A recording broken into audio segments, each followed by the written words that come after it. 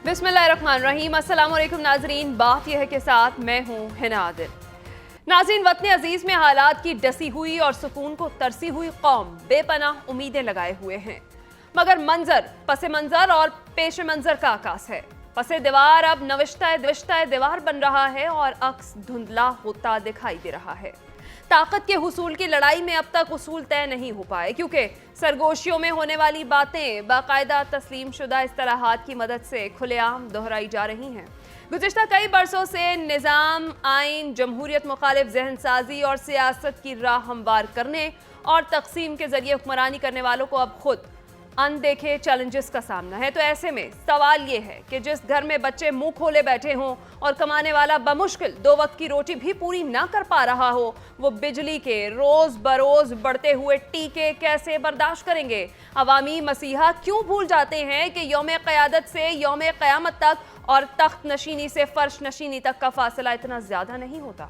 आज की बात यह है कि इलेक्शन कमीशन ने इब्तदाई हल्का बंदियों की रिपोर्ट शाया कर दी है। तो दूसरी तरफ नवाज शरीफ की वापसी से पहले कारकुनान को मुतहरिक करने की तैयारी के हवाले से नून लीग ने जलसों का प्लान तैयार कर लिया है। इसके साथ ही आज हम बात करेंगे कि महंगाई के मारे अवाम पर बिजली बॉम्ब गिराने की तैयारी कर ली गई है। सवाल यह है कि अवाम महंगी बिजली का बोझ कैसे बर्दाश्त करेंगे? हुकूमत बेबस और वजारत तवानाई खामोश क्यों है? इन तमाम मामलात पर आज हम बात करेंगे। हमारे साथ मौजूद होंगे नसीर वागा साहब, रिजवान रजी साहब, सलमान आबिद साहब और हमें जोइन अब्दुल क़य्यूम सिद्दीकी साहब। आगाज़ आपसे करती हूँ नसीर वागा साहब, इब्तदाई काम मुकम्मल हो चुका है, आइंदा इंतखाबात से मुताल्लिक़ अहम जो पेशरफ्त है वो सामने आई है। हल्का बंदियों का काम मुकम्मल कर लिया गया है, लेकिन इस पेशरफ्त के बावजूद भी आपको लगता है मुल्की सियासत पर छाए स्याह बादल जो हैं वो छट पाएंगे? देखिए, जहां हम जाते हैं हर शख्स का आज भी पहला सवाल यही है कि हमें ज़रा ये तो बता दें इंतखाबात होंगे भी या नहीं। पूरी कौम जिस तज़ब्ज़ुब की हालत में है, जिस गैर यकीनी की सूरत हाल में है, वैसे मैंने तो आप लोगों को बताना शुरू कर दिया है कि नहीं, इंतखाबात होंगे और ज़रूर होंगे।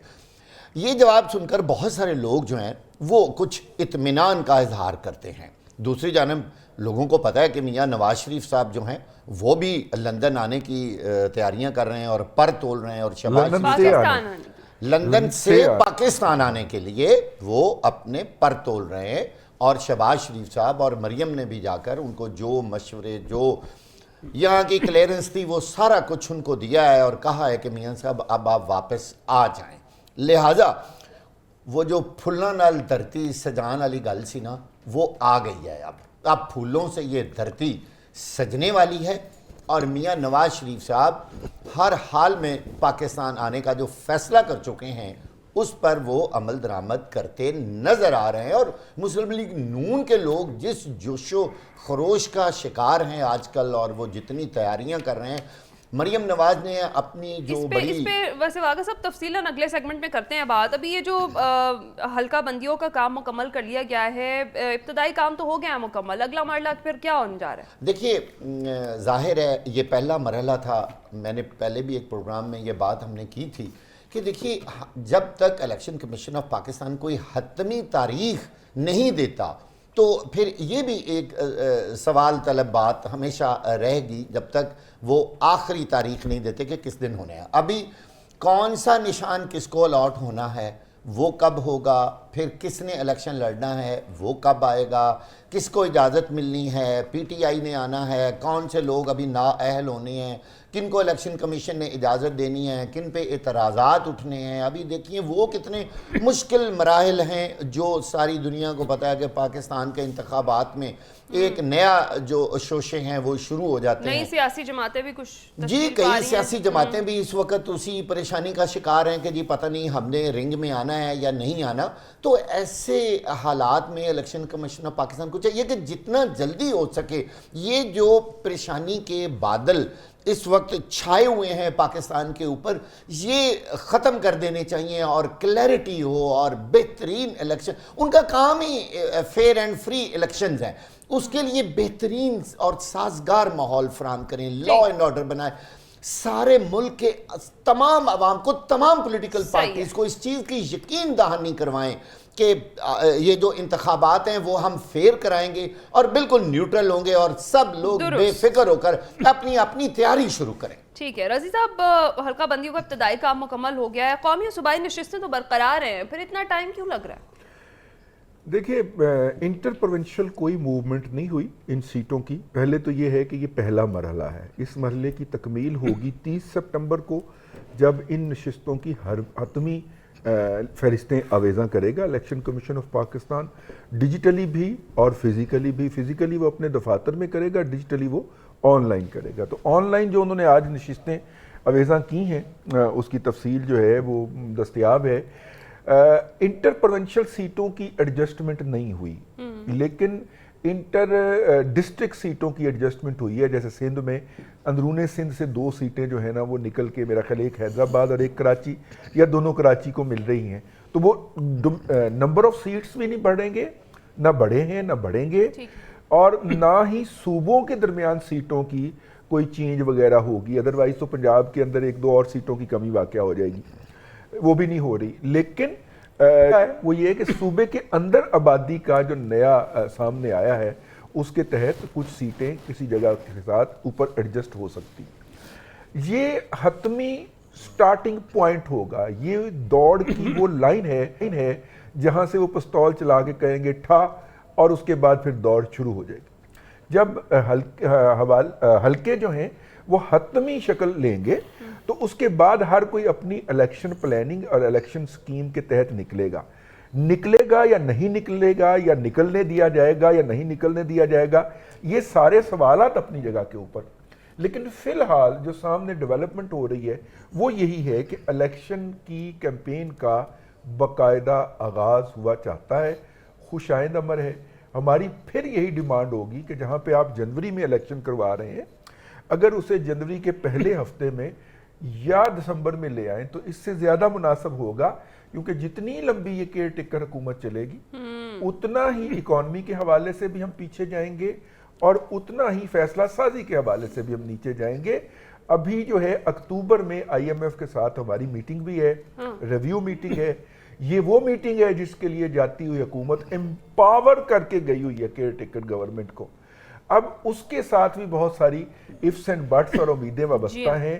دوسری قسط اگر ریلیز ہوتی ہے تو پاکستان کی اکانومی کی کوئی اور صورتحال ہوگی، اور اگر ریلیز نہیں ہوتی تو اس کی کوئی اور صورتحال ہوگی. تو لہٰذا جتنی جلدی اس غیر یقینی کی صورتحال کو ہم ختم کریں اور مختصر کریں اتنا ہی ملک کے مستقبل کی بہتر ہوگا. میں یہاں ایک صرف لائن کا اضافہ کرنا چاہتا ہوں. دیکھیے یہ جو اعتراضات والی بات ہے حلقہ بندیوں کے بارے، ابھی آپ کو پتہ ہے کہ کراچی میں MQM وغیرہ کتنا پہلے ہی شور مچا رہے ہیں اور ان کو تو یہ چیزیں ساری منظور ہی نہیں ہیں. اور وہ ایک تو ہماری جو مردم شماری ہوئی ہے اس پہ بہت سارے اعتراضات ہیں، اور پھر دوسری جانب ابھی یہ نہیں سمجھ آ رہی کہ یہ 2 دنوں کے اندر کس طرح سارا کچھ نپٹائے گا. اگر بہت سارے اعتراضات آج آئے تو الیکشن کمیشن آف پاکستان بر وقت کیسے کرے گا؟ صحیح.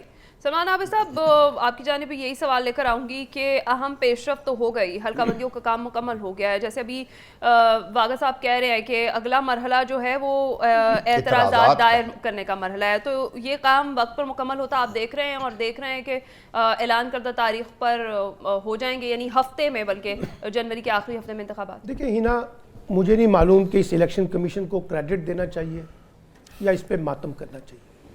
یہ جو پاکستان کے اندر اس وقت پولیٹیکل انسرٹنٹی ہے، ابہام ہے، انتشار ہے، ڈاؤٹس ہیں، لوگ الیکشن کے بارے میں ہونے یا نہ ہونے کے بارے میں فکر مند نظر آتے ہیں. ابھی میں نے آپ کی ایک TV اینکر کو باہر نکلتے ہوئے پوچھا ہے کہ الیکشن ہو جائیں گے، کہنے کا نہیں جی الیکشن نہ ہونے کے چانسز کوئی نہیں ہے. یعنی اس حد تک ابہام ہے، چاہے وہ میڈیا کے دوست ہیں، چاہے وہ سیاسی جماعتوں کے لوگ ہیں، چاہے کوئی باہر کے آپ لوگوں سے پوچھیں. یہ سارا ابہام ماشاءاللہ الیکشن کمیشن نے پیدا کیا ہے، اور الیکشن کمیشن نے اس ابہام کو نہ صرف پیدا کیا ہے بلکہ اس کو اور زیادہ تقویت دی. مثال کے طور پہ کل میں شاہد خاقان عباسی صاحب کا انٹرویو سن رہا تھا. انہوں نے کہا کہ الیکشن جنوری کے آخری ہفتے میں نہیں ہوں گے. ان سے پوچھا گا کیوں؟ کہنے کہ جنوری کا تو آخری ہفتہ ویدر جو ہے وہ سوٹ ہی نہیں کرتا، یہ تو الیکشن جائیں گے فروری کے اندر. مان لیتے ہیں بہت زیادہ برف باری ہوگی پاکستان کے بہت سارے علاقوں. اس کے بعد JUI کے ایک رہنما ہے، انہوں نے بھی کہہ دیا، انہوں نے کہا جی یہ تو جنوری میں سوٹ ہی نہیں کرتے الیکشن، یہ تو آگے جانے چاہیے. آج میں نے قمر دلشاد صاحب سے میری ملاقات ہوئی تو میں نے ان سے پوچھا، ان کا ویسے تو الیکشن کمیشن نے جنوری میں اعلان کیا ہوا ہے، لیکن ہو سکتا ہے فروری میں بھی جا سکتے ہیں، اس میں کون سا مسئلہ ہے؟ یعنی آپ دیکھیے نا، کلیئرٹی آف مائنڈ ذرا دیکھیں الیکشن کے بارے میں. اسی انسرٹنٹی کی وجہ سے نہ آپ کی پالیٹکس ڈیولپ ہو رہی ہے، نہ الیکشن کا ماحول بن رہا ہے، اور نہ یہ جو ہے نا آپ کے اکانومی جو ٹھیک ہو رہی ہے. اچھا، اب اس کے ساتھ ساتھ یہ سوال بھی لوگ پوچھ رہے ہیں جو رضوان رضی صاحب نے اٹھائے ہیں، کس کو الیکشن میں حصہ لینا ہے؟ ابھی واقعہ صاحب نے بھی اٹھایا، کس نے نہیں لینا، کس سے کیا ڈیل ہونی ہے، کس سے کیا ڈیل نہیں ہونی ہے، کس کے لیے لیول پلینگ فیلڈ بننی ہے، کس کے لیے لیول پلینگ فیلڈ نہیں بننی، الیکشن کمیشن کا اس میں کیا رول ہے، کچھ ہے بھی یا نہیں ہے، کس کا رول ہے، کہ نئی پارٹیاں کون بنا رہا ہے، کیوں بنائی جا رہی ہیں، کس لیے بنائی جا رہی ہیں، نواز شریف صاحب نے آنا ہے تو کیا ڈیل کر کے آئیں گے، عمران خان نے باہر نکلنا ہے تو کیا کچھ طے ہوگا. یعنی یہ ایک عجیب و غریب مخمصے میں ہم نے پوری قوم کو ڈال دیا ہے. اور لوگ اب الیکشن سے زیادہ اس بات پہ زیادہ فکر مند نظر آ رہے ہیں کہ بھائی یہ بتائیے سیٹلمنٹ کیا ہو رہی ہے، صحیح ڈیل کیا ہو رہی ہے. لوگ ڈیل کے بارے میں پوچھتے ہیں ہم سے کہ بھائی بتائیے عمران خان کے ساتھ کوئی معاملہ طے ہو رہا ہے، یہ نواز شریف صاحب کے ساتھ معاملہ طے ہو گیا، یہ خاقان عباسی صاحب کس کے ایجنڈے پہ ہیں، یہ جو اپنے جہانگیر ترین صاحب تھے ان کا کیا بنا جہاز کا، اور وہ جو پرویز خٹک کا جہاز تھا اس کا کیا بنا. پتہ چلا جی وہاں تو بڑی مایوسی ہے. اچھا جی، پھر ایک نئی سیاسی جماعت بنا لیتے ہیں. اچھا جی، پھر اس کے ساتھ معاملہ طے کر لیتے ہیں. پھر محمد علی درانی صاحب ایکٹیو ہو جاتے ہیں، وہ کچھ اور کھیل لے کے آنے کی کوشش کر رہے ہیں. جاوید لطیف صاحب کچھ کہہ دیتے ہیں، شہباز شریف صاحب کچھ کہتے ہیں، نواز شریف صاحب کچھ کہتے ہیں. یعنی ایک ایمبیگوٹی آپ نے پورے پولیٹیکل سسٹم میں کریٹ کر دی ہے. اور یہ پولیٹیکل سسٹم میں جو ایمبیگوٹی کریٹ کی ہے اسی لیے کی ہے کہ اف اینڈ بٹ لگائیں تاکہ الیکشن کروانے ہوں گے تو کروا بھی دیں گے، اگر الیکشن نہیں بھی کروانے ہوں گے تو پھر بھی ہمارے تو وہ اسی بنیاد کے اوپر تو یہ سارا کھیل کھیلا جا رہا ہے نا. ٹھیک ہے، آپ بتائیں کیوں نہیں بن پا رہا ہے؟ الیکشن کا ماحول دکھائی نہیں دے رہا ابھی تک. دیکھیے، پہلے بھی میں نے کہا کہ وہ ایگزیکٹ ڈیٹ کیوں نہیں دے رہا ہے. مجھے یہ بتائیے کہ اگر ایک ہفتہ فکس ہو گیا ہے اسی وجہ سے ایسا یہی وجہ، الیکشن کا ماحول نہیں دیکھا. ہاں اسی لیے نا یہ جو لوگوں کے ذہنوں میں، جیسے سلمان عابد صاحب نے کہا، یہ کنفیوژن، یہ ایمبیگوٹی، یہ غیر یقینی کی صورتحال، بھائی آپ اس کو ختم کریں اور قوم کو اس بات کی یقین دہانی کروائیں کہ کچھ بھی ہوگا، آئین اور قانون کے تحت الیکشن بھی ہوں گے اور سارا کچھ ہوگا. معاملہ یہ ہے کہ بہت ساری پولیٹیکل پارٹیز کو ابھی بھی یقین نہیں ہے. میں آپ کو بتاؤں کہ الیکشن ہوں گے. یہ کتنی بڑی بدبختی کی بات ہے پاکستان کے لیے کہ ہماری بڑی پولیٹیکل پارٹیز ابھی تک کنفیوژن کا شکار ہیں. اور وہ جو ٹیمپو انہوں نے بنانا تھا الیکشن کا، آپ دیکھ لیں کوئی بھی الیکشن کا ٹیمپو نہیں بن رہا، نہ کوئی بڑے جلسے، نہ لوگ کارنر میٹنگز کر رہے ہیں. اس کی وجہ ہی مین یہ ہے کہ الیکشن پر کسی کو یقین ہی نہیں آ رہا پاکستان کے اندر کہ الیکشن ہونے ہیں. اور میرا خیال ہے کہ یہ پاکستان کے جمہوری نظام کے لیے بہت ہی بدبختی کی علامت ہے، اور یہ چیز ہمیشہ ہمیشہ کے لیے ختم ہونی چاہیے. آخری بات، جب تک ہم آئین اور قانون کے مطابق اس تاریخ، اگر وہ 90 روز کے اندر ہے، اس پر کاربن نہیں رہیں گے تو پھر اس طرح کی کنفیوژنز پاکستان کے نظام میں آتی رہیں گی اور جمہوریت ڈی ریل ہوتی رہے گی اور جمہوریت کمزور ترین ہوتی جائے گی. اچھا رضی صاحب، کیا یہی وجہ ہے کہ الیکشن کمیشن نے تاریخ کا اعلان نہیں کیا تو ابھی تک ایمبیگوٹی ہے اور مخمصے کی صورتحال ہے، اور وہی جو بات ہے کہ الیکشن کا ماحول دکھائی نہیں دے رہا؟ دیکھیے، میرا نہیں خیال کوئی ایسی صورتحال ہے. میرا خیال ہے کہ جن کو الیکشن کے بارے میں بتایا جانا مقصود ہے ان کو بتایا جا چکا ہے، اور کچھ لوگ جو ہیں وہ اگست 2018 سے مسلسل الیکشن کیمپین چلائے جا رہے ہیں، بھلے وہ حکومت میں تھے بھلے وہ حکومت سے باہر تھے. یعنی کہ وہ 2 مہینے کے اندر 72 جلسے کرتے رہے، ٹھیک ہے، اور حکومت میں ہونے کے باوجود بھی جلسے کرتے رہے. تو وہ الیکشن کیمپین ہی تھی نا، وہ اکیلی پارٹی میدان کے اندر تھی. یہ بات تو ہمیں نہیں بھولنی چاہیے اور اس کو نظر انداز بھی نہیں کرنا چاہیے. اور میدان کے اندر کسی بھی اور پارٹی کو ماسوائے 1-2 لانگ مارچز کے یا دھرنوں کے کوئی موقع نہیں تھا، یا وہ آنا نہیں چاہ رہے تھے، یا وہ آئے نہیں تھے، یا وہ آ نہیں پائے تھے. تو ایک پارٹی جو ہے جو مسلسل الیکشن کیمپین چلائی جا رہی تھی، اب اس کی الیکشن کیمپین میں بریک آئی ہے، تو ہمیں بڑا ویکیوم سا نظر آ رہا ہے. اچھا، یہ ویکیوم نہیں ہونا چاہیے. دوسری سیاسی قوتوں کو یہ ایکٹیویٹی شروع کر کے اس کو کرنا چاہیے. لیکن میرا خیال یہ ہے، میں اس کو دوسری طرح سے لیتا ہوں. انہوں نے کہا کہ ان کو ماحول نہیں نظر آ رہا. مجھے یہ لگتا ہے کہ شاید وہ ماحول بننے نہیں دیا جا رہا تاکہ کچھ لوگ سرپرائز ہوں جب الیکشن آئیں. ٹھیک ہے، اس بارے میں عبدالقیوم صدیقی صاحب بھی جوائن کر چکے ہیں، ان کو بھی شامل گفتگو کر لیتے ہیں. عبدالقیوم صدیقی صاحب، بہت شکریہ آپ کے وقت کا. ہم نے دیکھا اہم پیش رفت، حلقہ بندیوں کا کام مکمل کر لیا گیا ہے، قومی اور صوبائی نشستیں برقرار رکھی گئی ہیں. اتنا وقت کیوں لگا؟ اور اگر ہم دیکھیں تو الیکشن کا ماحول بھی ویسے دکھائی نہیں دے رہا ہے. دیکھیں جی ماحول تو بن جائے گا، ماحول بنانے میں کوئی دیر نہیں لگتی ہے.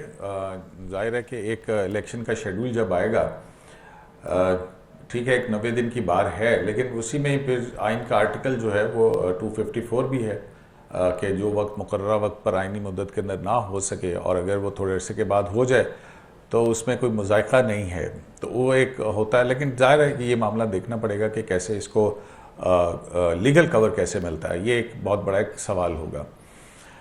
جو دوسری بات ہے وہ کہ حلقہ بندیوں کے حوالے سے جو الیکشن ایکٹ 2017 ہے، اس کا سیکشن جو 57-58 ہے جس میں کہ شیڈول جاری کرنا ہوتا ہے، اس میں 54 دن کا جو ہے وہ اگر حلقہ بندیوں کا معاملہ ہو جاتا ہے، اور یہ اچھی بات ہے کہ جو مردم شماری آئی ہے وہ بھی آئینی ضرورت تھی، اور اس پہ جو ہو گئی ہے جلد ہو گئی ہے. یہ ڈیجیٹل جو مردم شماری ہوئی ہے یہ اس کا ایک پہلا ایک بینیفٹ یا ایک فروٹ جو ہے وہ ہم اس کو کہہ سکتے ہیں.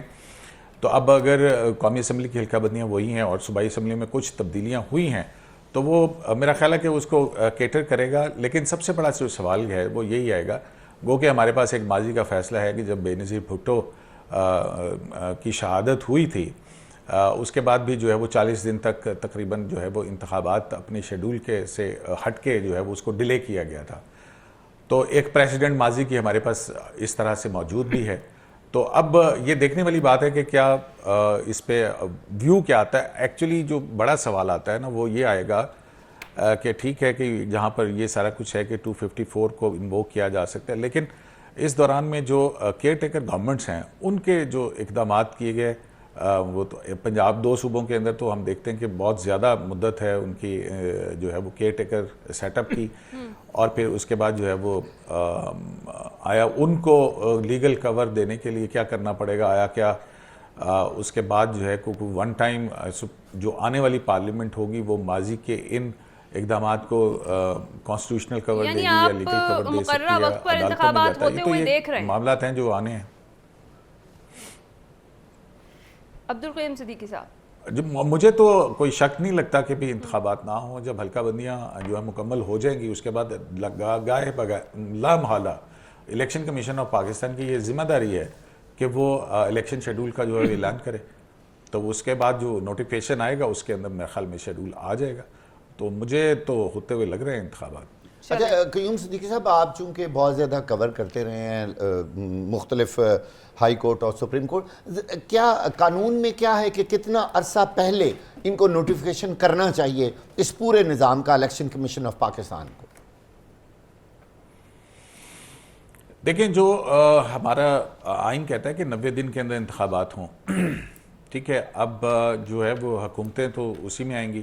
اب 90 دن میں انتخابات کے حوالے سے جو پری ریکوزٹ ہے وہ یہ ہے کہ الیکشن شیڈول جو اناؤنس کیا جائے وہ 54 ڈیز یا 58 ڈیز کا ہے.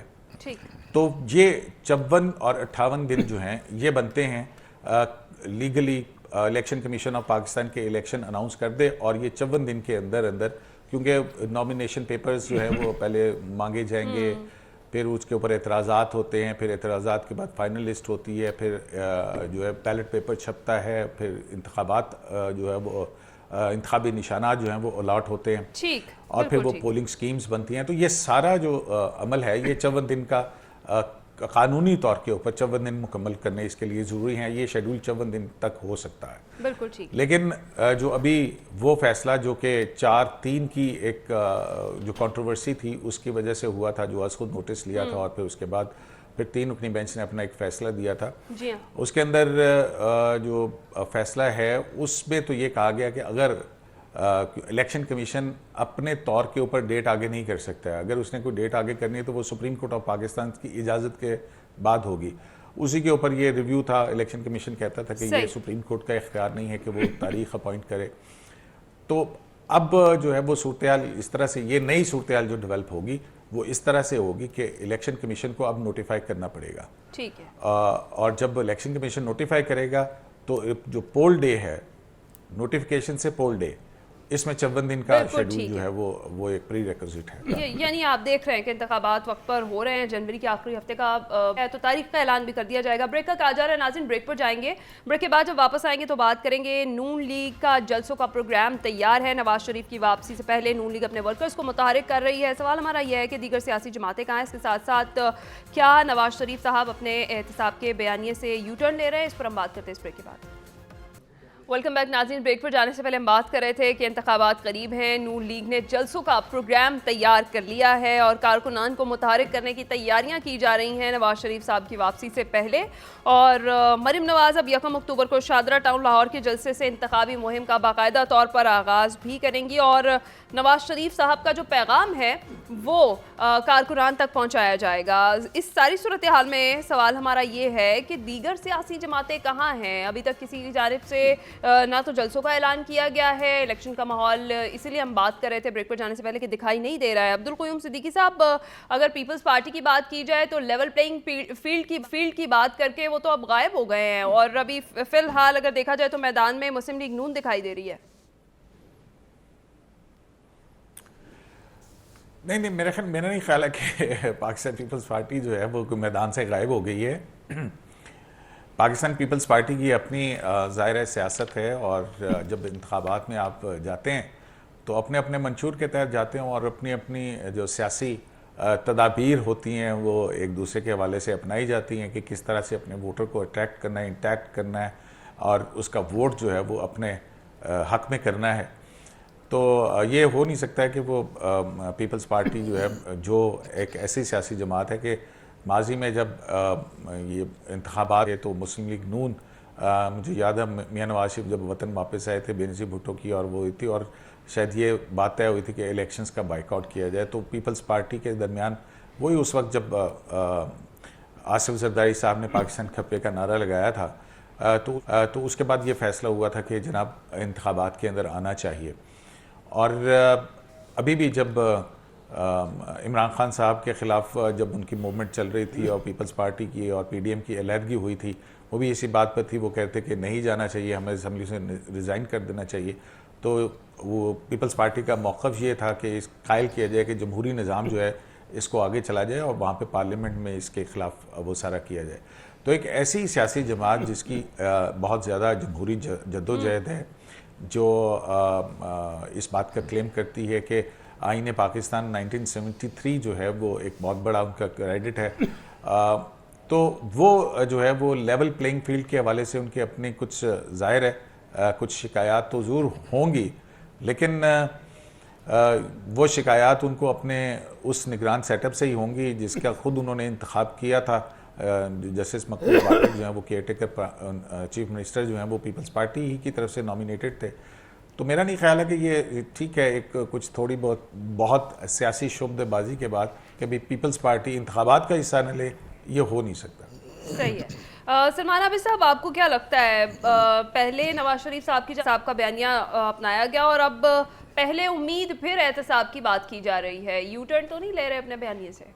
पता नहीं, नवाज शरीफ साहब के बारे में आप लोगों को खुशफहमी बड़ी रहती है कि वो बड़े एहतसाब के बड़े चैम्पियन हैं, जमहूरियत के बड़े चैम्पियन हैं, आज़ादी इजहार के बड़े चैम्पियन हैं और पाकिस्तान में कोई वो इनकलाब के लिए यहाँ पे आना चाहते हैं। हम सबको मालूम है नवाज शरीफ साहब की सियासत के बारे में। अभी जो मुल्की सियासत है वो उनके गिर्द ही घूम रही है। जी माशाल्लाह, मैंने कहा है ना, इतनी घूम रही है कि वो खुद घूम गए। अभी तक तो बहुत सी चीज़ें उनके बारे में खुद भी क्लैरिटी के साथ पेशगोई नहीं की जा सकती। देखिए, इस वक्त मुस्लिम लीग नून का राइट है, नवाज शरीफ साहब का राइट है, वो पाकिस्तान आए, इंतखाबात में हिस्सा लें, इंतखाबी मुहिम चलाएं, जो उनके ऊपर कानूनी मसाइल हैं उसका वो सामना करें, इसमें तो कोई दो आरा नहीं है। और अगर वो आना चाहते हैं तो ज़रूर आएँ, लेकिन मुझे तो पता है अगर नवाज शरीफ साहब आएंगे तो एक ख़ास डील के तहत पाकिस्तान आएंगे, बगैर डील के तो वो छींक नहीं मारते और ना वो पाकिस्तान आएंगे, ये बात लिख लीजिए। एक बात। दूसरी बात है कि इंतखाबी मुहिम, अभी जैसे कहा क़य्यूम सिद्दीकी साहब ने भी, बाकी दोस्तों ने भी, जब माहौल बनेगा तो फिर अब बाकी भी आ जाएंगे। अभी तो आपने कहीं देखा मौलाना फजलुर रहमान को किसी इंतखाबी मामलात में कहीं दिलचस्पी लेते हुए? आपने कहीं महमूद खान अचकज़ई साहब को देखा है? पिछले कई अरसे से वो कहाँ गायब है? आपने कहीं वो असफंदियार वली साहब को कहीं देखा है? उनके बेटे एमल वली साहब कितने एक्टिव हैं, आफ्ताब शेरपाव कितने? इसलिए जो बात मैंने शुरू में कही है, अभी भी इबाहम मौजूद है। अभी इस वक्त भी PMLN के लोग मुझे खुद बताते हैं कि पता नहीं इलेक्शन होने ने या नहीं होने। پی ٹی آئی کے لوگ کہتے ہیں پتہ نہیں ہمیں الیکشن میں حصہ لینے کی اجازت ملنی ہے نہیں ملنی ہے، باقی لوگ بھی یہ کہہ رہے ہیں. تو اب آپ دیکھیے ایم کیو ایم کدھر ہے، آفتاب شیر پاؤ کدھر ہے. یہ ساری جو سیاسی جماعتیں جن کو بڑا ایکٹیو ہونا چاہیے تھا اس وقت الیکٹوریل پالیٹکس کے اندر، کیونکہ الیکشن سر پہ کھڑے ہیں، ہمیں تو کوئی بہت زیادہ ایکٹیویزم نظر نہیں آ رہا. ابھی تو وہ جوڑ توڑ میں چلے ہوئے ہیں.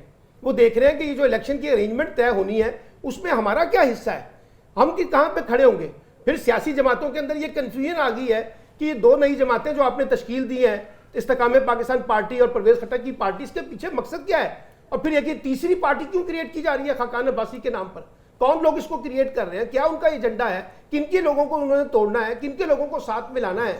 تو آپ دیکھیے نا کہ جب الیکشن کے کانٹیکس میں ڈاؤٹس ختم ہوں گے تو پھر پولیٹیکل ایکٹیویٹیز بھی سٹارٹ ہو جائیں گی، سب لوگ کھڑے ہو جائیں گے. ابھی تو پی ٹی آئی کے بارے میں بھی کچھ نہیں پتا کہ کیا ہونا ہے کیا نہیں ہونا. اس لیے یہ جو ابہام میں کہہ رہا ہوں بار بار کریٹ کیا جا رہا ہے، جس سے یا تو لگتا ہے جو رضوان عزیز صاحب کہہ رہے ہیں کانشیسلی الیکشن کا ماحول نہیں بننے دینا، الیکشن کے ماحول کو بنے بغیر ایک سادہ سا ہومیوپیتھک قسم کا الیکشن کروانا ہے آپ نے. ایک ایسا الیکشن کروانا ہے جس میں کوئی ایکٹیویزم نظر نہ آئے، جس میں کوئی بڑے جلسے جلوس نہ ہو سکے، جس میں کچھ لوگ شریک نہ ہو سکے. پھر یہاں -1 کی بات بھی ہو رہی ہے، یہاں -2 کی باتیں بھی ہو رہی ہیں، یہاں -all کی باتیں بھی ہو رہی ہیں، یہاں مدر آف ڈیل کی باتیں بھی ہو رہی ہیں. یعنی جس کے منہ میں جو آ رہا ہے، جس کے پاس جو انفارمیشن ہے وہ اس کے مطابق اپنا انالیسس، اپنی خبر، اپنی انفارمیشن دے رہا ہے. آپ فیصل واڈا کو سنیں تو وہ بتاتے ہیں ان کے بقول 21 اکتوبر کو نواز شریف صاحب نے واپس نہیں آنا. اب پتہ نہیں وہ کتنے وثوق سے کہتے ہیں، کون ان کو انفارمیشن دیتا ہے، کون ان کو فیڈ کرتا ہے، کون ان کو بٹھاتا ہے. اب یہ سارے کھیل جو اس وقت پاکستانی سیاست کے اندر ہو رہا ہے، کیا یہ پولیٹیکل سٹیبلٹی کے لیے ہو رہا ہے؟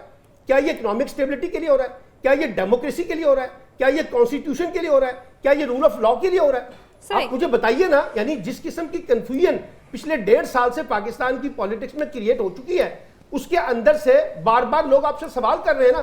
ابھی ایشین ڈیولپمنٹ بینک نے رپورٹ نکال دی کہ جناب الیکشن ہوں گے تو آپ کی اسٹیبلٹی آئے گی. ابھی ورلڈ بینک کی رپورٹ کا کل ہم نے ذکر کیا ہے کہ جی کس طرح سے چیزیں چل رہی ہیں. یعنی ایک عجیب و غریب مخمصہ، وہی سیاسی مہم جوئی، وہی سیاسی ایڈونچر، وہی سیاسی لطیفے، وہی سیاسی شگوفے. یعنی کوئی چیز ہم سنجیدگی کے ساتھ کرنا چاہتے ہیں. اب جو لوگ کلیئرٹی کے ساتھ بیٹھے ہوئے ہیں، یقینی طور پہ ان کو کلیئرٹی ہوگی، مجھے شاید وہ نہیں ہے، لیکن جو کنفیوژن مجھے نظر آ رہی ہے چاروں طرف سے، اور میں لوگوں کی باتیں سن رہا ہوں اور بڑے طاقتور لوگ ہیں جو یہ گفتگو کر رہے ہیں، جو انسرٹنٹی کو کریٹ کر رہے ہیں. اب پتہ نہیں وہ کس کے ایجنڈے پہ بیٹھ کے یہ ساری انسرٹنٹی کریٹ کر رہے ہیں. رضی صاحب، آپ کو کیا لگتا ہے کہ جو مسلم لیگ نون کا ووٹر ہے وہ احتساب بیانیے پہ نواز شریف صاحب کو سپورٹ کرے گا؟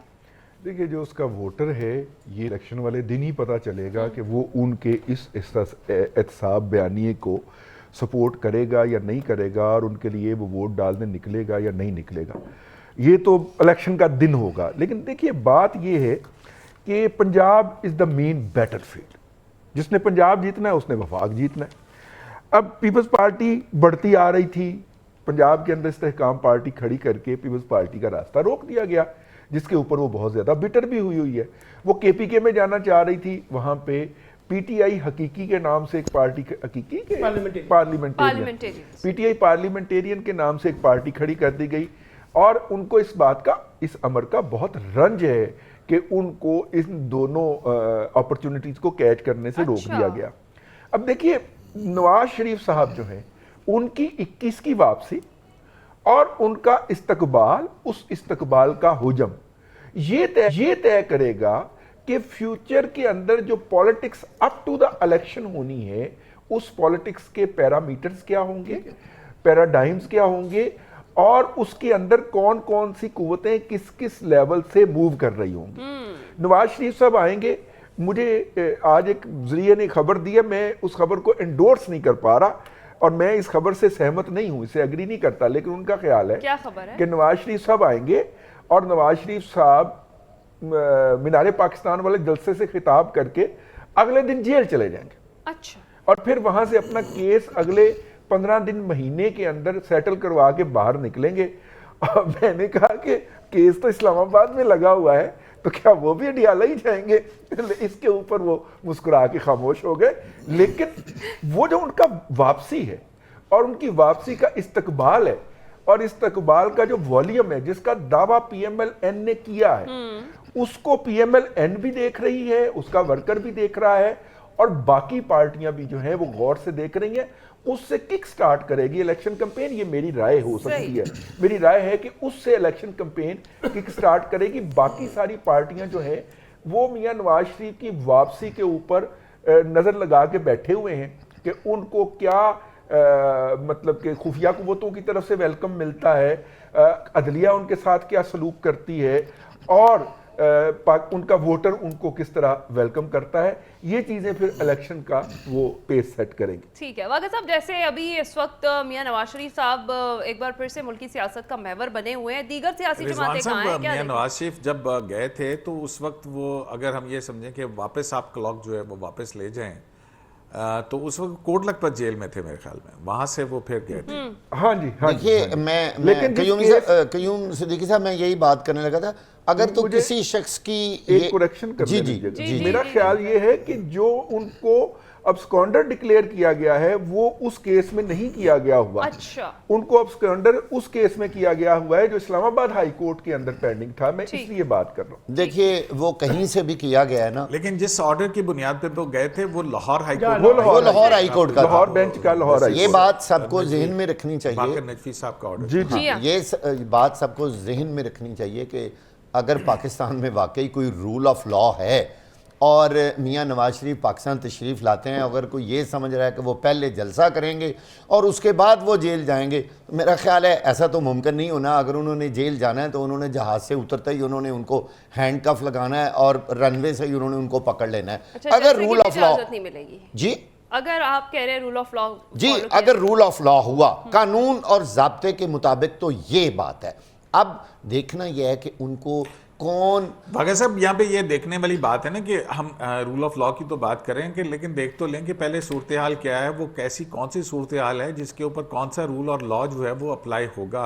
اگر وہ دیکھیں خود کو سرنڈر کرنا بیفور دی میجسٹری آف لا جو ہے نا, that is the rule of law جہاں تک میرا خیال ہے. قیوم صدیقی صاحب سرنڈر کرنا اپنی جگہ, اپنے آپ کو سرنڈر کرتے ہیں اور کورٹ کے آرڈر کے ساتھ آپ آگے نکلتے ہیں تو پھر آپ کو مجھے اعتراض تو نہیں ہونا چاہیے. دیکھیے سرنڈر کرنا اپنی جگہ پہ. آپ مجھے بتائیے کہ 50 روپے کے اسٹیمپ پیپر پر ان عدالتوں کو کس طرح میں کون سا لفظ استعمال کروں, ویسے بڑی زیادتی والی گل ہے. اتنے سال ایبسکانڈر رہنا, اپنی بڑی 17 پروٹیکٹیو بیل ہے. نواز شریف کو ایک ہی پروٹیکٹیو بیل ہے. دیکھیے اگر عدالت ان کو پروٹیکٹیو بیل دیتی ہے تو کسی کو کوئی اعتراض نہیں.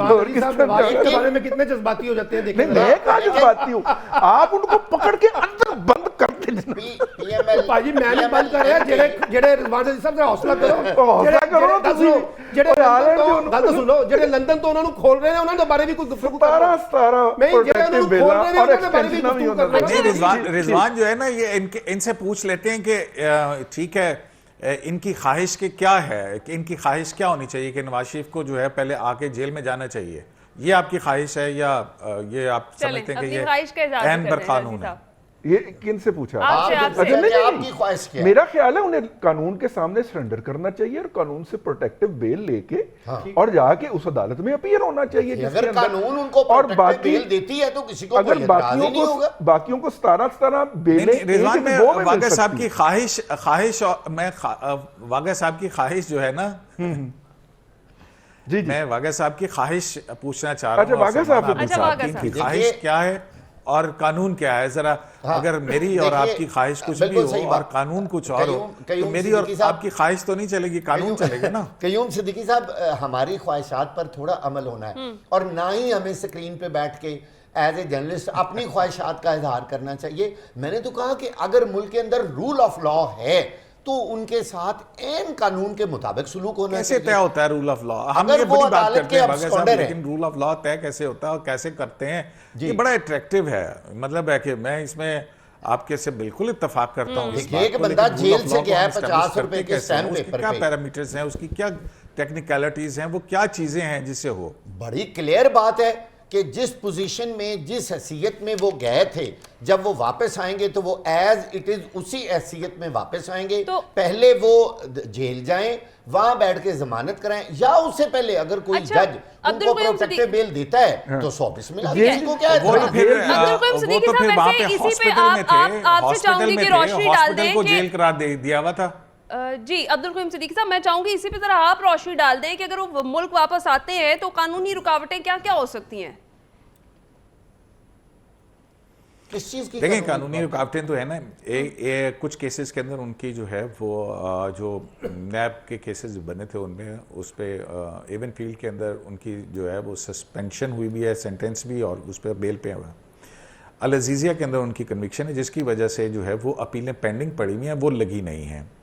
اور اس دوران میں ان کو وہاں پہ مختلف حوالے سے کبھی نیب کی کسٹڈی کے اندر رکھا گیا. اس دوران میں بہت مقدمات کھلے اور ان مقدمات کے اندر انویسٹیگیشن کے لیے یہ جب سارا سلسلہ ہوا تھا تو وہ اس وقت نیب کی کسٹڈی کے اندر تھے, نیب کے اس میں تھے. وہاں سے پھر ان کو ایک ہاسپٹل کے اندر شفٹ کیا گیا تھا جس پر پھر میڈیکل بورڈ بنا تھا. اس میڈیکل بورڈ کی رپورٹس کی بنیاد کے اوپر پھر معاملات آگے چلے تھے, اور پھر عمران خان صاحب کی جو حکومت تھی انہوں نے ای سی ایل سے نام نکالا تھا. گو کہ پھر اس کے بعد وہ جو ہے وہ ساری کنٹروورسی ہے کہ جس کے بعد سابق وزراء اور سابق وزیر اعظم کہتے تھے کہ جی ہمارے ساتھ یہ ہو گیا, حالانکہ فیصل صاحب جو ان کے موسٹ ٹرسٹ وردی تھے اور ان کی جو وزیر صحت تھیں ان کی یاسمین راشد, ان سب کی جو ہے وہ رپورٹس اور اس کی بنیاد کے اوپر یہ پھر سارا فیصلہ ہوا تھا. تو جو ہے وہ پھر بہرحال کنوکشن جو ہے قانونی طور کے اوپر یہ ہے, اور وہ اس وقت جو ہے وہ کسٹڈی کے اندر تھے اور ہسپتال میں تھے, ہسپتال کو جیل ڈکلیئر کیا ہوا تھا. تو یہ بھی تو ہو سکتا ہے کہ واپس چلے جائیں اور پھر اس کے بعد وہ عدالت سے رجوع کریں. ٹھیک ہے, سلمان ابھی صاحب کچھ ایڈ کرنا چاہ رہے ہیں, کوئی پھر ہم بریک پر جائیں گے. صدیقی صاحب, اگر نواز شریف صاحب کسی مفاہمت کے تحت اگر میں سیاسی اگر میں ہوتا نا لیڈر ہوتا نا تو میں نے اتر کے بالکل جیسے میں پہلے نواز شریف کو جو ہے ان کی غیر موجودگی میں سزا سنائی گئی تھی, وہ بیٹی کا ہاتھ پکڑ کے جو ہے وہ جیل کے اندر چلے گئے تھے. میں پھر اگر آپ میری بات سنیں اور میں اپنے آپ کو سیاسی لیڈر سمجھوں تو میں کہوں گا جی ٹھیک ہے جی میں جیل کے اندر جا رہا ہوں, وہاں سے میں پھر اپنی جو بھی قانونی چلیں. آپ تو یہ عبد القیوم صدیقی صاحب زندہ باد, لیکن میں نواز شریف صاحب کی بات کر رہا ہوں. میں کہہ رہا ہوں کہ نواز شریف صاحب اگر پاکستان آتے ہیں اور ان کے کچھ معاملات طے ہوتے ہیں تب وہ پاکستان آتے ہیں نا, تو پھر یہ ساری قانونی جتنی باتیں ہیں نا یہ بے معنی ہو جائیں گی. کیونکہ کسی ڈیل کے تحت آئیں گے نا, کسی معاملات کے تحت آئیں گے. یار سن تو لے رضوان عزیز صاحب, ایک تو جذباتی نہ ہوا کرے نا. سلمان عابد صاحب سن تو لے میرے بھائی, تھوڑا سا حوصلہ بھی تو پیدا کیا کرے رضوان عزیز صاحب. جب آپ کو یاد ہے نا, آپ کو یاد ہے نا سعودی عرب, جب ہم ڈیل کا لفظ استعمال کرتے ہیں نا تو پھر ڈیل کا دوسرا کردار وہ بھی کریں, آپ کریں نا سر, وہ روکا کس نے ہے, لیکن اس کا بھی کریں نا.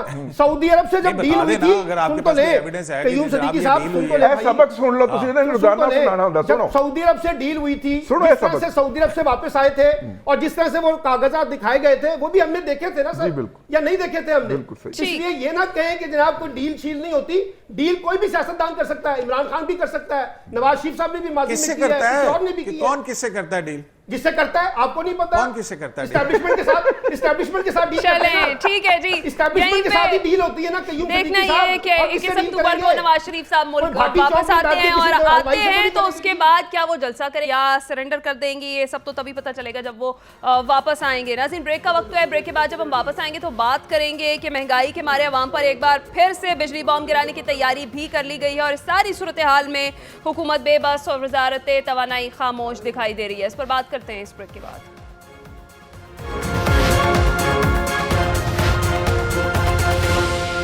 ویلکم بیک ناظرین. بریک پر جانے سے پہلے ہم بات کر رہے تھے حکومت عوام پر ایک بار پھر بجلی بم گرانے کو تیار ہے. بجلی کی قیمتوں میں 1 روپے 82 پیسے فی یونٹ اضافے کا امکان ہے, اور جو سینٹ کی کابینہ کمیٹی کے اراکین ہیں آج وہ پھٹ پڑے. ان کی جانب سے کہا گیا کہ نیپرا صارفین کی بجائے آئی پی پیز کا تحفظ کیوں کرتا ہے. سلمان عابد صاحب, لیکن جی بجلی کا معاملہ تو یہ ہے کہ اب اس میں کیا لوگوں کو ریلیف مل سکے گا, ماں سوائے یہ کہ سردی آ جائے تو شاید کچھ بل کم ہو جائے.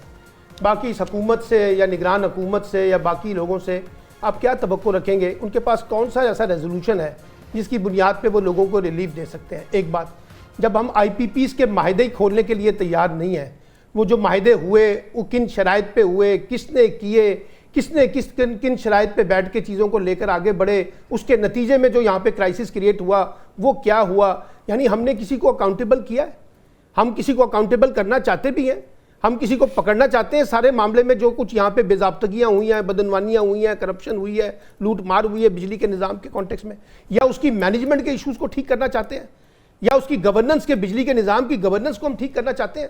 مجھے بتا دیجئے کتنے اسٹیپ لے رہے ہیں. اچھا اب وہ جی بجلی چوری پکڑتے جا رہے ہیں, وہ 50,000 والے, 40,000 والے, 10,000 والے, 15,000 والے, شاید کوئی بڑے بھی پکڑ رہے ہوں گے. بھائی آپ کی جو بجلی کی گورننس کا نظام ہے وہ صرف بجلی چوری کا نہیں ہے, وہ بجلی پیدا کرنے سے لے کے بجلی کی مانیٹرنگ کے لے کے اس کی کیپیسٹیز کے ایشوز ہیں, اس کے گورننس کے ایشوز ہیں, اس کی ٹرانسپیرنسیز کے ایشوز ہیں, اس کی اکاؤنٹیبلٹی کے ایشوز ہیں. لیکن ہم ان چیزوں کو تو ٹھیک کرنے کی کوشش نہیں کر رہے, نہ ہم کوئی کام کر رہے ہیں. اب ہم کسی طریقے سے جسے کہتے ہیں لوگوں کو ایک لارا لگا دیتے ہیں کہ اچھا جی ابھی کچھ بہتری آنے والی ہے, ابھی کچھ بہتری آ جائے گی, ڈالر نیچے آ جائے گا تو پھر فلاں آ جائے گا, یہ ہو جائے گا. فی الحال تو دیکھیے اس وقت ہمیں بلکہ لوگوں کو تو کہا جا رہا ہے کہ وہ سولر کی طرف جائیں, اور سولر کو بھی آپ کنیکٹ کر رہے ہیں اپنا وابڈا کے ساتھ, اور تاکہ وہاں سے وہ بجلی سستے داموں دیں اور پھر یہاں سے مہنگی لیں. اب جن لوگوں نے سولر لگائے ہوئے تھے اس دفعہ تو وہ بھی روئے ہیں, انہوں نے بھی کہا کہ ہمارے بجلی کے بل جو ہے وہ بہت زیادہ آ گئے, ہمیں تو بتایا گیا تھا کہ سولر لگانے سے چیزیں کم ہو جاتی ہیں. تو میرا مطلب ہے کہ اس کا کوئی شارٹ حل نہیں ہے, اس کی لانگ ٹرم, اس کا ایک سسٹینیبل ماڈل, اس کا گورننس کی ایک ایفیکٹو ماڈل بنانا پڑے گا جس کے نتیجے میں کچھ بہتری آ سکتی ہے. ایسے جس طرح سے ہوائی کام کر رہے ہیں اس طرح سے کچھ ٹھیک ہے. سوال تو پھر صحیح اٹھایا گیا سینیٹر اراکین کی جانب سے کہ نیپرا صارفین کی بجائے پھر آئی پی پیز کا تحفظ کیوں کرتا ہے ہمیشہ؟ عبدالقیوم صدیقی صاحب. دیکھیں یہ سلمان عابد صاحب جو بات کریں نا, بظاہر تو بالکل ان سے کو دل کرتا ہے کہ ہونا تو ایسا ہی چاہیے تھا کہ جب ہم آئی پی پیز لے کے آ رہے تھے, یہ آج کی بات نہیں ہے, جب بینظیر بھٹو صاحبہ کی حکومت کے اندر پہلے آئی پی پیز جو لگے تھے وہ تھے, پھر اس کے بعد جنرل پرویز مشرف کا پورا 10 سال گزرے 1 میگا واٹ بجلی کا کچھ نہیں کیا گیا, کوئی پروجیکٹ نہیں لگایا گیا. پھر اس کے بعد آپ کے پاس ایک شارٹ فال آیا اتنا بڑا کہ 14 گھنٹے جو ہے وہ پاکستان کے اندر لوڈ شیڈنگ تھی, معیشت کا پہیہ جام ہو رہا تھا, جو دکاندار ہے, درزی ہے, کام کرنے والا جو بھی ہے, اس کی مشین نہیں چل رہی تھی. تو پھر اس کے بعد دھرنوں کے دوران میں اور جو ہے اپنا جنرل باجوہ اور جنرل فیض کی محبتوں کے نچھاور ہونے کے درمیان میں پھر سی پیک اور پھر اس سے ریلیٹڈ جو پاور پروجیکٹس لگانے کے حوالے سے فیصلے ہوئے, جب آپ کی جو ہے پاور پروجیکٹس کے حوالے سے جو بینکس ہیں انہوں نے فائنانس فراہم کرنے سے جو ہے وہ عذر کر لیا تھا. پھر اس کے بعد آپ کو ایک ساورن گارنٹیز دی گئیں, ساورن گارنٹیز کی, اور پھر اس کے بعد جو بھی کیپیسٹی چارجز کے حوالے سے جو بھی معاملات ہیں, بہرحال اس پہ رضوان صاحب جو ہے نا زیادہ بہتر انداز میں ڈال سکیں گے. لیکن عمران خان صاحب کے دور کے اندر ہی ایک جو ہے وہ انویسٹیگیشن ہوئی تھی جس میں یہ شوگر اور آئی پی پیز یہ دونوں معاملے تھے. اس میں ایک رپورٹ جو ہے وہ آئی تھی اور اس میں یہ کہا گیا تھا کہ جو انوالوڈ ہیں اس کے اندر ان کے خلاف کرمنل ایکشن لیا جائے, لیکن اس گورنمنٹ نے کہا کہ نہیں, ہم ان کے ساتھ ری نیگوشیٹ کریں گے. تو وہ ری نیگوشیشن کی بنیاد کے اوپر جو ہے کچھ چیزیں کچھ طے ہوئی تھی اور اس کے بعد وہ تھا سارا صورتحال.